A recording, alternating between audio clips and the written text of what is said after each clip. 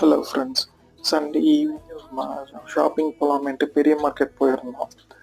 பெரிய மார்க்கெட்டில் ஷாப்பிங்லாம் முடிச்சுட்டு வேறு என்ன பண்ணலான்ட்டு யோசிக்கும் போது எதாவது சாப்பிட்லான்னு தோணுச்சு. அதனால் எங்கே போகலாம் என்னன்னு பார்த்தோம். அப்புறம் இந்தியன் காஃபி ஹவுஸ் எதிர்க்க ஒரு அக்கா வீட்டே செஞ்ச அரிசி உருண்டை அந்த மாதிரி ஐட்டம்ஸ் சேல்ஸ் பண்ணிட்டு இருந்தாங்க.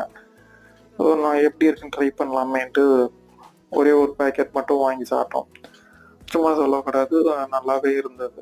நாங்கள் கார அரிசி உருண்டை வாங்கியிருந்தோம். ரொம்ப நல்லாவே இருந்தது.